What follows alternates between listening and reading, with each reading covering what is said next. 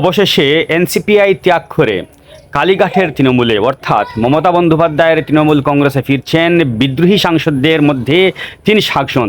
মুর্শিদাবাদের এই 3 সাংসদের মধ্যে রয়েছেন ইউসুফ পাঠান, খলিলুর রহমান, তাহের আহমদ বা তাহের হোসেন। তারা ফিরছেন কালীঘাটের তৃণমূল কংগ্রেসে।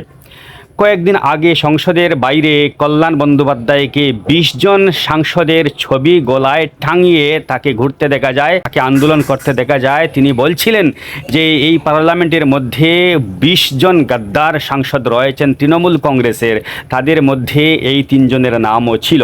তারা এবার এনসিপিআই ত্যাগ করে, ত্রিপুরার এনসিপিআই ত্যাগ করে এবার তারা ফিরছেন মমতা বন্দ্যোপাধ্যায়ের কালীঘাটের তৃণমূল কংগ্রেসে। কী কারণ? গত মঙ্গলবার এনডিএর একটি বৈঠক ছিল, সেই বৈঠকে তারা অনুপস্থিত ছিলেন এবং সেই অনুপস্থিতির কারণে ধারণা করা হচ্ছে যে তারা এনডিএকে ভালোভাবে মেনে নিচ্ছেন না, তারা আবার ফিরছেন তৃণমূল কংগ্রেসে।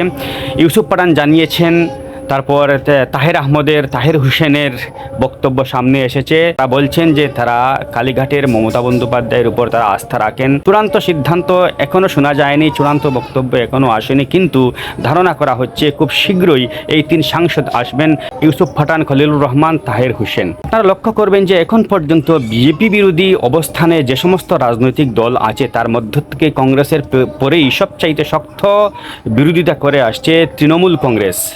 দিল্লিতে হোক বা রাজ্যে হোক, তৃণমূল কংগ্রেসের সঙ্গে পাল্লা দিয়ে মোটামুটি বিজেপি বিরোধিতায় আছে। শক্ত একটা প্রতিপক্ষ, শক্ত একটা বিরোধীর অবস্থানে এখন পর্যন্ত তৃণমূল কংগ্রেস রয়েছে। তার মধ্য থেকে যে কয়েকজন চলে গেছেন তারা তো মোটামুটি অনেকে বলছেন যে তারা এনডিএতে যোগ দিচ্ছেন, বর্তমানে তারা এনসিপিআইতে আছেন। কিন্তু যারা রয়েছেন, যেমন মহুয়া মৈত্র রয়েছেন, তাছাড়া কল্যাণ বন্দ্যোপাধ্যায়ের মতো আরও কয়েকজন রয়েছেন, তারা কিন্তু এখন পর্যন্ত বিজেপি বিরোধিতা করে চলেছেন। বিজেপি বিরোধিতার কারণে তাদেরকে স্মরণ করা হয় যে অ্যান্টি এস্টাবলিশমেন্ট কোনো আন্দোলন যদি হয়ে থাকে তাহলে কংগ্রেসের পরেই তৃণমূল কংগ্রেস রয়েছে।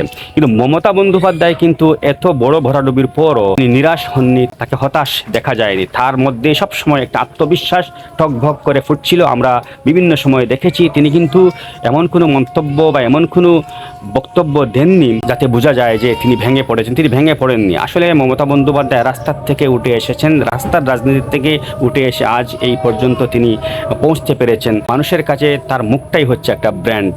ভরাডুবির পরেও তিনি রাস্তায় নেমে অনেক আন্দোলন করেছেন, তার উপস্থিতির কারণে হাজার হাজার মানুষ রাস্তায় নেমে এসেছেন।